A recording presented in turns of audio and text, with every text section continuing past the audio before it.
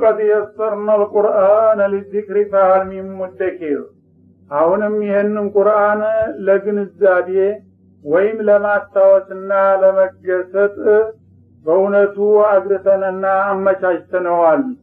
ታዲያ ይሄንን የመሰለ ጸጋ ሲሰጠው የሚመከርና የሚገሰጥበት ይኖራልን? ካለ ይጠቀምህን ጊዜ በላቸው ማለት ነው።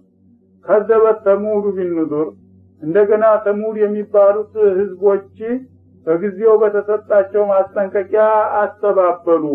በነብዩ ሷሊህ አማካይነት አስጠንቅቀናቸው ነበረ። እነሱም እንደተለመደው ሲደናቆሩ ቆዩ ማለት ነው። ፈቃሉ እንኳን ማስጠንቀቂያውን ሊቀበሉና ሊፈሩ ቀርቶ በማናለብኝ በትቢት ተወጥረው እንደሃሉ አበሸረ ሚና ዋሂደን ነተቢዑ ተኛ መካከል ተመርጫለሁኝ ብሎ ራሱን ለሾማ አንድ ግለሰብኛ ተከታዮች ልንሆን ነው አሉ። ሷሊህን ሲያጥራሉ ማለት ሷሊህ ምንድነው? ከማን በልጦ ነው እሱ? ኢና ኢደለ ፊ ضلال وسعود ከማከላችን አንዱ ግለሰብ ጮሌ ተነስቶ እኔ ነብዩ ሆኛለሁና አውቅላችኋለሁ ብሎ በሰበከ ቁጥር ለሱ የምንበረከክና የምንከተልማ ከሆን ከእውነት የራቅን ተወናባጆች ነን ወይም እብዶች ነን በማለት ያጥላሉ ገባ ነብዩን ማለት ነው። አውልቂ ዚክሩ አለይሂ ሚን በይኒና ከኛ መካከል እሱ የመለኮታዊ መመሪያ ወረደለት እሱ ከማን በልጦ ከኛ መካከል የእንዲህ አይነት እድል ባለቤት ሊሆን ቻለ? በልሆ ከዛቡን አሽር እሱ እንደሚለው የአላህ መልእክተኛ ነብዩ ሆኖ ሳይሆን አወናባጅ ቀጣፊና ትዕቢተኛ ኩራተኛ ራሱን ከፍ አድርጎ ለመሾምና ሌሎችን የበታች አድርጎ ለመግዛት ያሰበ አምባገነን ነው እንጂ እውነት እንዳለው ነብይ ሊሆን አይችልም በማለት ያጥላሏቸው ጀመር ማለት ነው። ተዓለሙነ ገደን መኒል ከዛቡል አሺር አለ እና የአላህ ነብይ ቀጣፊ አወናባጅና ትዕቢተኛ ኩራተኛ ብለው እንደሰደቡ ሁሉ ነገ በውጤቱ ከሱና ከነሱ ማን አወናባጅና ቀጣፊ ኩራተኛና ትዕቢተኛ መሆኑን እናሳውቃቸው ይሆናል ውጤቱ ላይ አለ አላህ ሲዝትባቸው። እና ሙርሲሉና አቃ ለማንኛውም የጠየቋትን ግመል እናወጣላቸዋለን እንልክላቸዋለን ይላል። እንግዲያውስ የአላህ መልእክተኛ ከሆንክ እስቲ ተአምር ነገር አሳየን አሉ እንደሌሎቹ። ምን ባሳያችሁ ይሻላል ሲሏቸው ሰው በሚያውቀው በግንዛቤው ልክ ነውና የሚጠይቀው ግመል አርቢዎች ስለነበሩ ልዩ የሆነች ግመል እስቲ ትምጣልህ አሉ። ግመሏ ውፍረቷ፣ ቁመቷ፣ መጠኗ ይህን ያህል ብለው ራሳቸው ወሰኑ። አፋቸው እንዳመጣላቸው ታይቶ የማይታወቅ ጋራ ተራራ የምታህል ግመል እንደገና በላዋ ላይ ደግሞ የተለያዩ ከለሮች አሏት። ግመል ብዙ ጊዜ አንድ አይነት ጸጉር ነው የሚኖረው ይባላል። ግን አውቆ እንዲያቅታቸው በማሰብ የእንስሳ አይነት ጸጉር የተባለ ሁሉ ያለባት ቡራቡሬ ትሆናል። ከዛ በኋላ ደግሞ ቁመቷ ይህን ያህል ወደ ሰማይ የዘለቀች ውፍረቷ ይህን ያህል የሆነች አሉና ፊታቸው ትልቅ ጋራ ተራራ ነበር። ከዛ ተራራ እኛ ያየን በአደባባይ ተሰንጥቆ ስትወለድ የሚያት ይህን ካደረግ ሁላችንም በአንድ ድምፅ እናምነና እንከተልሃለን በማለት ጠየቋቸው ማለት ነው። እና እንደ ብለዋልና ጌታ የምን ትላለህ ብለው ጠይቁ ጊዜ እንደተባለው አወጣላቸዋለሁኝ ጠብቁ በላቸው አለ አላህ Subhanahu Wa Ta'ala። እና እቺን የጠየቃችኋትን ግመል እንድትወጣላችሁ እና እልክላችኋለሁኝ አላቸው። ቀነቀጠሮ ተይዞ በዛ ሁሉም ህዝብ በነቂስ ወጥቶ ያንን ጋራ ዙሪያውን ከቦና አሰፍፎ ሲመለከት ልክ ጋራው አንያ ጮሃ አጓራ ይባላል። ልክ ምጥ እንደተያዘ ግመል ጮሃ እና ትንሽ ጊዜ በኋላ ያ ሰው ያየው ስንጥቅ አለና ያቺው ስም ተመልክ የተነገረላት ግመል ከውስጡ ፍልቅቅ ብላ ወጣች። ፊታቸው ቆመች ማለት ነው። ፊትነተለሁም እና ይሄ ለነሱ መፈተኛ እንደሆነላቸው ታስቦ የሚደረግ ነው። ፈርተቂቡም ከዛ በኋላ እንግዲህ በቃላቸው መሰረት ያምናሉ ይከተላሉ ወይም ያፈርሳሉና ያስተባብላሉ። ውጤቱን ጠብቅ ተባለ ነብዩ ሷሊህ ማለት ነው። ወስጦቢር እስተጊዜው ድረስ ደግሞ እነሱ በሚያረጉት ህገወጥ እንቅስቃሴ አትበሳጭና አትሰላች፣ ታገዝ፣ በትዕግስት ጠብቃቸው። ይችን ግመል አይተው እንግዲህ የሚስተካከሉ ከሆኑ መልካም፣ እምቢ ካሉ ደግሞ በአመጻቸው የሚቀጥሉና እንደውም በግመሏ ላይ ጉዳት የሚያደርሱ የሆነ እንደሆነ በእነሱ ላይ የሚፈጸም ነገር ይኖራል እስከዛው ድረስ ጠብቅ ተብሎ መመሪያ ተሰጣቸው ለነብዩ ማለት ነው።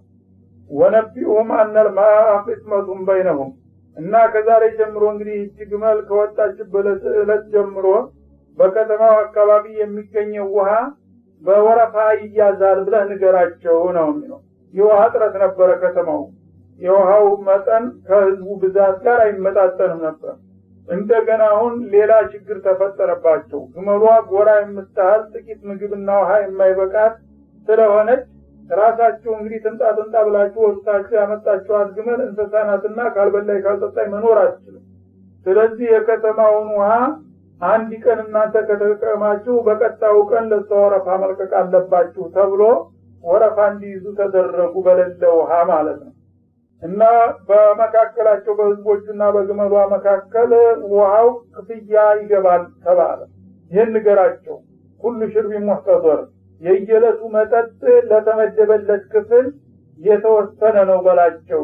የእናንተ ወረፋ በሆነበት ጊዜ ጠጡ፣ እጠቡ፣ እንስሶቻችሁን አጠጡ፣ በቃችሁ አጠራቅሙ፣ ፈለጋችሁትን ሁሉ ከዝኑ።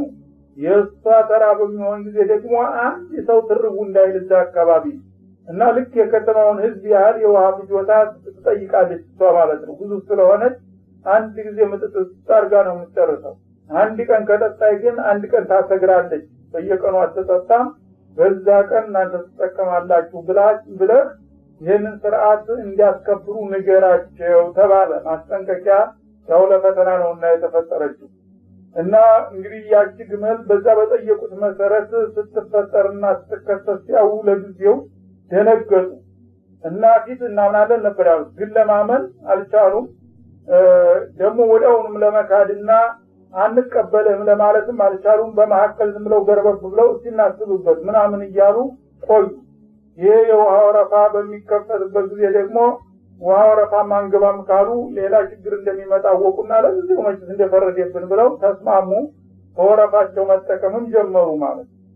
ግን ከለታት አንድ ቀን ብዙ ጊዜ በዙ እየተጠቀሙ እያሉ እሷ አንድ ቀን ትጣለች፣ እነሱ አንድ ቀን ይቀዳሉ።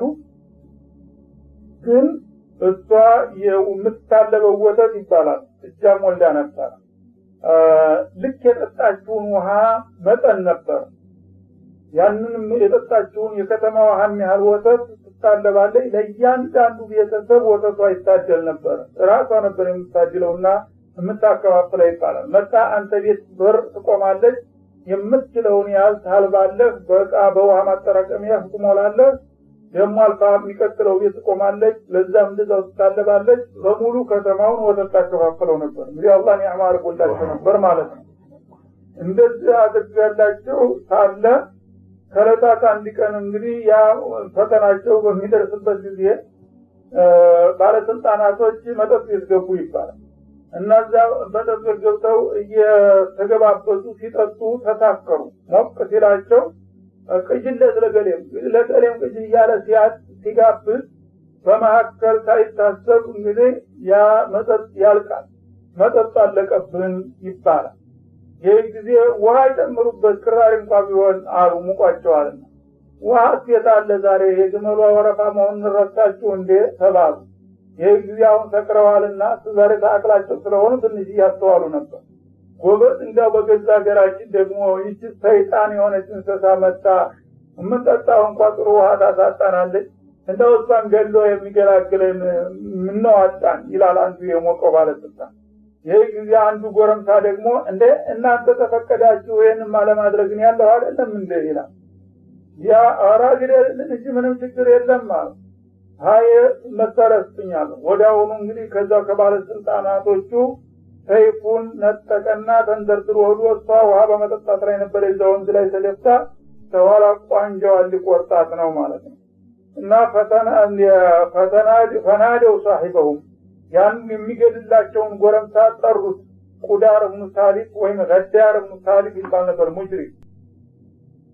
እና ነብያችን አለይሂ ሰላቱ ወሰለም አሽቀል ኡማ አሽቃ هذه الامه عقبه بن معيط በዚህ በኡመተ እስላሚያ እርጉምና ጭቡ ማለት የመጨረሻ ይሄ عقبه بن معيط የሚባለው ሰውዬ ነው። عقبه بن معيط የሚባለው የነ አቡጀህል አቀንቃኝ ነበረ ቀንደኛ ተቃዋሚያቸው ለረሱል አለይሂ ሰላም እና አንድ ቀን ካዕባ አካባቢ ሱጁድ እንዳደረጉ የግመል ፈርስ አምጥቶ ተቆሻሻ ቦታ እንደዚህ ፈርሱ እንዳለ እንደተጠቀለለ እየጎተተ አንጥቶ እትካሻቸው ላይ ጣለባቸው ሱጁድ እንዳደረጉ እና ቀጥ ሲሉ ያ በትካሻቸው ላይ የተንጠባጠበ ይወርድ ነበር ልጃቸው ፋጢማ አንስታ ወዲያ ወረወረች እና አላሁመ አለይከ ቢሂም አሉ እዛው ያሉ እነዚህን አረመኔዎች አንተ እንግዲህ የምታረገውን አድርግ በማለት የላኩባቸውን ባለስልጣኖች ወዳውኑ ረገሟቸው የበድር ዕለት አንድ ባንድ በጨበጣ ታረዱ ይባላል እና ይሄ የኛ ኡመት እንግዲህ የመጨረሻ እርጉም ይሄ ሰውዬ ሲሆን የነብዩላህ ሷሊህ ኡመቶች ውስጥ ደግሞ የሚገኘው ጭቡ የቁዳር ኢብኑ ሳሊህ የሚባል ነበር ይላል በሐዲስ ይሄን ሰውዬ እንግዲህ ጠርተው ወዳውኑ ሰይፍን ሰጡት ፈታጧ ማለት ከባለስልጣኖች እጅ መሳሪያውን የሚገልበትን ሰይፍ ተቀበለና ፈአቀረ ሄዶ ከኋላዋ ቋንጃዋን ቆረጣትና ቁጭ አደረጋት ዙሮ እንደገና ማረዳት ይባላል ሄድላችኋለሁ ብሎ ብስራት ነገረ ላለቆቹ የዛ ጊዜ ተጠራርተው ሂደው ስጋዋን ገፈው ተቀራመቱ ይባላል ስጋዋን እየተሸከሙ በየቤታቸው በየሰፈሩ ሲገቡ በነብዩ በር ነበር የሚያርጉት ሳሊየውል ይችን ግመል እንዲያተነቁ አሳሪ ወራቸዋል እያልክ ስትደነፋ ገደልናት ምንም አልሆንም አሁን ይኸው ስጋውን እየተከፋፈለ ነው ትፈልግ እንደሆነ እንጥንደ እያሉ ይታለቁባቸው ነበር አይ ግድ የለም ለእናንተ መልካም ጊዜ ይሁን እንጂ እኔ እንኳን አያስፈልገኝም አሏቸው እና ተመጣው ፊዲያሊኩም 3 አያም ይሄ እንግዲህ ጥሩ ፊዲያ ጥላችኋል ባይሆን እድሜያችሁ 3 ቀን ብቻ ስለሚሆን ቶሎ ብሉ 3 ቀን ሳያልቅባችሁ አሏቸው የፈረቀጠሮ ይሄ ነው ወዲያው ያልቅላችኋል ስለናል ነበርም አሁን ደግሞ 3 ቀን ተራዘመ እንደቀጠሮ አሉ አይ ግድ የለም ذلك وعد غير مكذوب 3 ቀን ካለፈ በኋላ የውሸት አመላት ቆረጥ ይሆናል አሏቸው ለካች 3 ቀን ስትደርስ ያዋጋቸውን ሊያገኙ ነው ማለት እና ከመላእክቱ መጥቶ ጅብሪል አለይሂ ሰላም በከተማው ላይ አንድ ጊዜ ጩኸቱን ሲለቀው በዛ በጩኸት ድንጋጤ እንዳለ ሲልት እንደተነፋበት ዝንብ እርር አሉ በያሉበት ተንከፈረሩ በጉልበታቸው እንደተንበረከኩ ማለት ነው فكيف كان عذابي ونذور እና በእነዚህ ቅጣት ሰዎች ላይ የወረደው ቅጣት እንዴት ነበረ የማስጠንቀቂያው ውጤት ምን ሆነ ያው እንደተነገረው እንዳወቃችሁት ነው የሚለው ኢና አርሰልና عليهم صيحة واحدة እና በምን አይነት እርምጃ ነው እነዚህን ሰዎች ያጠፋቸው ካላችሁ አንዲት ጩኸት ብቻ ነበር ያላቁባቸው እነሱ ከኛ በላይ አዋቂ ጉልበተኛ የለም ሲሉ እኔ ግን አንዲት ቃል ብቻ መላእክቱ እንዲጮህ አዘዝኩኝ በአንዲት ቃል አለቁላቸው ይላል ፈካኑ ከሐሲም المحتضر እና እንደደቀቀ ብስባሽ አጥር ሆኑ እንግዲህ የውረኔ ፈርሃ እነዚህ በደውዮቹ ከብቶቻቸውን ፍየሎቻቸውን ውረኔ ይዘው ይወጡና በደው ውስጥ አውሬ እንዳይበላባቸው በረት ያጥራሉ በረቱ እንግዲህ እርጥቡን ዛፍ እየቆረጡ ጭራሮውን እሾሁን እያሳከሩ ያጥሩታል ያ ክረምት ዝናብ ሲወርድበት ይከርምና እንደገና ፀሐይ ይወጣል በጋ ሲሆን ያ ዝናብ የከረመበት የበሰበሰ አጥር እንደገና ክሽልል ብሎ ይደርቃል አንድ ጊዜ ከብት ሲሄድበት አመድ ይሆናል እንኩትኩት ይላል ማለት ነው ልክ እንደዛ አደረግናቸው አስከሬኑ እንኳን ያንድ ጭንቅላት ካንዱ ራስና ካንዱ እግር የማይለይ ምስቅልቅል ያለ የተበራየና የደቀቀ አዝመራ አስመሰልናቸው በአንድ ጊዜ ነው የሚለው